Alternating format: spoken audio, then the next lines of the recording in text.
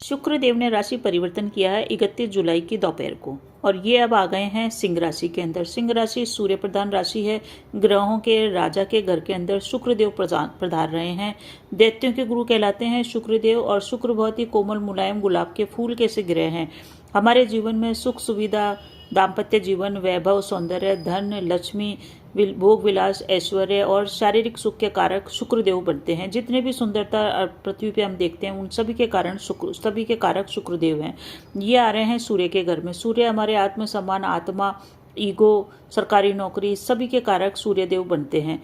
यहाँ पे इस घर में आके थोड़े से ये अनकंफर्टेबल महसूस करते, परंतु नहीं करेंगे क्योंकि सूर्य के साथ इनका मित्रवत व्यवहार नहीं है, परंतु ये वहाँ कंफर्टेबल रहेंगे, अच्छे परिणाम देंगे। इसका कारण ये है कि उस घर के अंदर इनको इनके परम मित्र बुध देव मिल गए हैं। बुध के साथ शुक्र की युति हो रही है और एक बहुत ही अच्छा योग बन रहा है जो कि भाग्योदय कराता है। व्यक्ति के जीवन के तमाम परेशानियों को दुखों को दूर कर राजयोग का निर्माण करता है। वो राजयोग है, उसका नाम है लक्ष्मी नारायण राजयोग।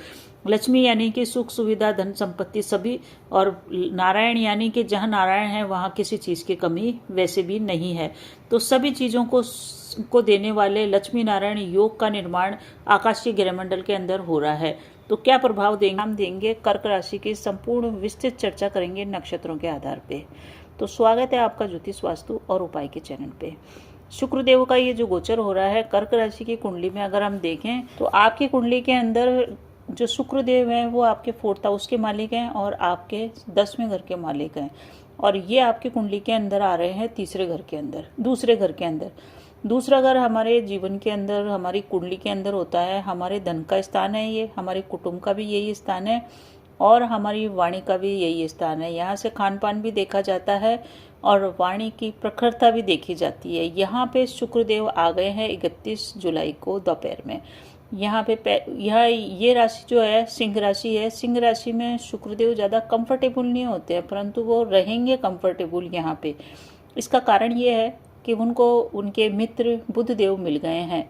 ये उसी प्रकार से है जिस प्रकार से हम किसी अपने शत्रु के घर पे जाते हैं तो हम कंफर्टेबल नहीं होते हैं, परंतु अगर हमारी जान पहचान वाला कोई मित्र मिल जाए तो हमको वहाँ पे कोई दिक्कत नहीं होती है। तो बुध और शुक्र में काफ़ी मित्रता है। ये दोनों मिलकर के एक बहुत ही सुंदर राजयोग का निर्माण करेंगे जो कि होएगा बुध शुक्र की युति का लक्ष्मी नारायण योग। तो लक्ष्मी जब लक्ष्मी के घर में आ गई, लक्ष्मी धन की देवी है, वो धन के ही घर में आ गई तो धन आपके पास बड़ी मात्रा में आ सकता है। एक बार नहीं, कई बार आपके धन प्राप्ति के अवसर आपको प्राप्त होंगे और आपके पास रुक रुक के धन लगातार आता रहेगा। ये बात इस गोचर से पूरी तरह से निश्चित मानिए आप, क्योंकि जब भी लक्ष्मी नारायण योग धन स्थान में बनता है तो धन की प्रचुर मात्रा में आवक होती ही होती है। यहाँ पे अगर जो लोग व्यापारी हैं, बिजनेसमैन हैं, उन लोगों को बड़ी डील इस समय साइन हो सकती है। आप अगर व्यापारी हैं, नए क्लाइंट आपको मिल सकते हैं, नए कस्टमर मिल सकते हैं। नए कस्टमर के मिलने के कारण, कोई बड़ी डील साइन होने के कारण आपके व्यापार में ग्रोथ होगी।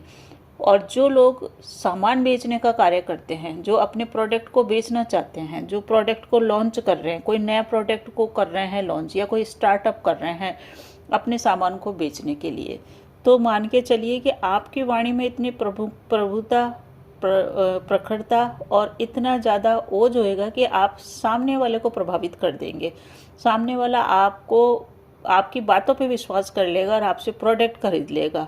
तो जो भी सेल्समैन है, अपने वाणी के माध्यम से जो कार्य करते हैं, जिनका कार्य वाणी के बोलने से ही होता है, तो समझ लीजिए वो वाणी के माध्यम से बड़ी मात्रा में धन अर्जित कर पाएंगे।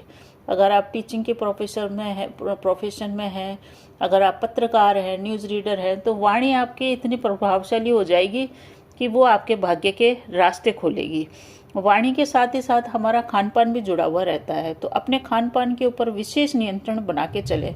अनाप शनाप न खाएं, वरना पेट में प्रॉब्लम हो सकती है, क्योंकि ये आपके हृदय के भी मालिक हैं, 4th हाउस के मालिक हैं। 4th हाउस होता है हमारा हृदय का, तो आपके हृदय में प्रॉब्लम हो सकती है। इस समय मांसाहार से दूरी बना के रखनी है, साथ ही साथ मद्यपान से भी दूरी बना के रखनी है, क्योंकि अगर आपने इन दोनों का सेवन किया तो समझ लीजिए शुक्र की देवी लक्ष्मी भी नाराज होगी और बुध देव जो कि बालक ग्रह भी कहलाते हैं, युवराज ग्रह भी कहलाते हैं, इनका सीधा संबंध विष्णु से है। विष्णु और मांसाहार दोनों का 36 का आंकड़ा है। जो भी मांसाहार करता है उन पे श्री नारायण की कृपा होने में प्रॉब्लम आती है। तो अपने कारोबार में आपके वृद्धि के रास्ते खुले हुए हैं, तो वाणी से लाभ लीजिए, वाणी के माध्यम से अपने काम बनाइए। नया कारोबार स्टार्ट करना चाहते हैं, स्टार्ट कीजिए, आपके लिए बहुत अच्छी सी अपॉर्चुनिटी ये देके जाएगा। कब तक? 31 जुलाई से स्टार्ट हो चुका है और 24 अगस्त 25 अगस्त तक ये चलने वाला है। हालांकि आपको लास्ट वीक के अंदर विशेष ध्यान रखना है इस गोचर का। अब मैं तारीखें भी बताऊंगी आपको आखिर के अंदर कि कौन सी तारीख को आपको विशेष सावधान रखना है, कौन सी तारीख आपके लिए बढ़िया रहेगी। नक्षत्रों के हिसाब से अब चर्चा कर लें कि शुक्रदेव का जो ये गोचर होने जा रहा है, ये नक्षत्रों के हिसाब से देखें तो 31 जुलाई से लेकर 10 अगस्त तक का समय श्रेष्ठ रहेगा, क्योंकि ये जो नक्षत्र पकड़ रहे हैं शुक्रदेव, ये पकड़ रहे हैं केतु का नक्षत्र। केतु का नक्षत्र पकड़ने के कारण, मघा नक्षत्र के में आने के कारण, मघा से इनका कोई बैर नहीं है, मघा केतु का नक्षत्र है और केतु और शुक्र में कोई प्रॉब्लम नहीं है। इसके कारण से 10 अगस्त तक का दिन आपके लिए बढ़िया रहेगा। आप कोई भी नया कार्य कर सकते हैं, कोई भी जो भी काम करेंगे उसमें आपको लाभ ही होएगा। और कुटुंब में भी आपके मांगलिक कार्य इस समय होते हुए दिख रहे हैं। एक तरह से ये देख लीजिए, आप एक शब्द के अंदर कर्क राशि वालों का राशिफल बोले तो वो महाधनी और महाधन कुबेर का योग बना हुआ है। आपको पूरी तरह से हर तरह से लाभ ही लाभ है, आप इस लाभ का फायदा उठाइए। कुटुंब में सहयोग भी मिलेगा, उत्सव का सा माहौल भी रहेगा, आपके मन में भी प्रसन्नता का भाव बना हुआ रहेगा। धन की लगातार आवक जारी रहने के कारण आपके जितने भी कार्य धन के कारण रुके हुए थे वो सभी कार्य बनने की संभावना है। इस समय आपको एक ही चीज़ का ध्यान रखना है, वो यह है कि जो भी आपकी प्रॉब्लम आएगी उसको आप वाणी के माध्यम से ही सुलझा सकते हैं, क्योंकि आपके जीवा के ऊपर ही माँ सरस्वती विराजमान है। तो जितने भी ऑफिस के अंदर, वर्क प्लेस पे, व्यापार में, परिवार में जितने भी मनमुटाव है वो आप वाणी के माध्यम से सॉल्व कर सकते हैं, ये जान के रखिए। कैरियर भाव के भी मालिक आपके यही बनते हैं, इसके कारण से कैरियर में ग्रोथ होगी। जिन लोगों को जॉब की प्रॉब्लम चल रही थी उनकी जॉब लग सकती है। और शनि की दृष्टि में भी आप दृष्ट हैं। शनि की दृष्टि में दृष्ट होने के कारण 17 अगस्त के बाद, जबकि सूर्य भी यहाँ पे आ जाएंगे, जब सूर्य यहाँ पे आ जाएंगे 17 अगस्त के बाद, तो शनि की दृष्टि में रहेंगे, तो अपने आचरण पे विशेष कंट्रोल बना के चलिए। अपने आचरण या अपने से विपरीत के प्रति का जो व्यवहार होता है उसको थोड़ा सा संयमित रखिए, सदाचार का पालन करिए, वरना शनि कर्म फलदाता है, वो कर्मों का हिसाब अपने आप ही ले लेते हैं। ये आपको अच्छी तरह से समझ आ चुका होगा, क्योंकि अगर आपने वाणी खराब करी, भोजन खराब करा, अपना आचरण खराब किया, तो ये गोचर आपको कुछ भी नहीं देके जाएगा। इस समय भोजन, नए नए भोजन चखना, नए नए स्वादिष्ट भोजनों का आनंद प्राप्त करने की और आपकी जीवा अग्रसर होगी। यानी कि आपकी ये इच्छा होगी कि आप भोग विलास में डूबें, आप नए नए वस्त्र पहने, नए नए वस्त्रों की खरीदारी करें, नए नए चीज़ें आप अपने जीवन के अंदर लेके आए। हर चीज़ में आपकी ऐसी इच्छा होगी, क्योंकि आपके मन में प्रसन्नता है। प्रसन्नता में आदमी सबसे पहले खरीदारी करता है। तो ये चीज़ है, आपको इन चीज़ों के ऊपर लगाम लगा के चलनी है, क्योंकि ये टाइम है लक्ष्मी नारायण योग के उपयोग करने का। कुंडली में जो लक्ष्मी नारायण योग बना है वही आपको धन की वृद्धि करेगा, तो इस ओर आप ध्यान दें। स्त्री पक्ष का सम्मान करें, चरित्रवान बने, ये सबसे बड़ा उपाय है आपके लिए। माता का स्वास्थ्य आपका नरम हो सकता है, उधर भी ध्यान देने की जरूरत है। तो माता के साथ संबंध अच्छे चलेंगे, कोई दिक्कत नहीं है। एक चीज़ और है कि वैसे तो ये राशिफल 25 अगस्त तक का है, परंतु फिर भी मैं आपको बता दूं आपके लिए कौन कौन सी तारीखों पे विशेष सावधानी बरतनी है। 16 तारीख और 17 तारीख को चंद्रमा रहेंगे छठे घर के अंदर। तो छठे घर में जब भी चंद्रमा आएंगे, आपके शत्रु आप पे हावी होने का प्रयास करेंगे, आपका बिगाड़ कुछ नहीं पाएंगे। कर्ज आपको लेने से बचना है, साथ ही साथ कोई भी रोग है डॉक्टरी सलाह अवश्य लीजिए। 16-17 तारीख को किसी से वाद विवाद न करें, अपने आप अपने कार्यों के ऊपर फोकस करें। उसके बाद जो बेकार दिन है वो है 20 और 21 तारीख।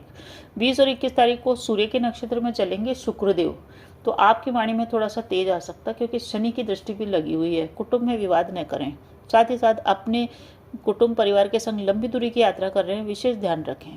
किसी को धन उधार न दें। अचानक धन प्राप्ति की स्थितियां भी निर्मित होती हुई दिख रही है। उसके बाद थोड़े से नकारात्मक दिन है, वो है 28, 29 और 30 तारीख का आधा दिन 11 साढ़े 11 बजे तक का। ये दिन आपके ऐसे हैं, इस समय आपका खर्चा हो सकता है, आपका धन व्यय हो सकता है, धार्मिक कार्यों पे भी आपका खर्च हो सकता है, और आपके पार्टनर के ऊपर भी आपका धन खर्च हो सकता है, परिवार कुटुंब पे भी धन खर्च हो सकता है। तो धन को खर्च करने से पहले सोचें, सेविंग को खर्च करने से बचें। पत्नी के साथ वाद विवाद हो सकता है, पत्नी के ऊपर भी पैसा खर्च या लाइफ पार्टनर के ऊपर पैसा खर्च हो सकता है। विदेश से संबंधित कार्य आपके बनने वाले हैं। कोई भी पेपर वर्क कर रहे हैं, विदेश से संबंधित विशेष सावधानी बरतें हैं। अब बात करते हैं उपाय की। उपाय में 3 उपाय कर सकते हैं आप। पहला तो है आपको गाय की सेवा करना है तो आप गाय की सेवा कर लीजिए। ये संभव नहीं है तो माँ लक्ष्मी के बीज मंत्रों का जाप, लक्ष्मी के किसी भी मंत्रों का जाप स्क्रीन पे दिए हुए हैं उनका जाप कर सकते हैं, और नहीं तो श्री मंत्र का जाप लगातार मन ही मन करते रहिए। दूसरा ये है कि दुर्गा सप्तशती के फर्स्ट अध्याय के अंदर दुर्गा जी के 7 मंत्र बताए हैं, उनका जाप कर लीजिए, वो भी शुभ परिणाम ही आपको देके जाएंगे। तो ये था राशिफल कर्क राशि वालों का। बने रहिए चैनल पे। अच्छा लग रहा है मेरा प्रयास तो प्लीज़ चैनल को शेयर कीजिए।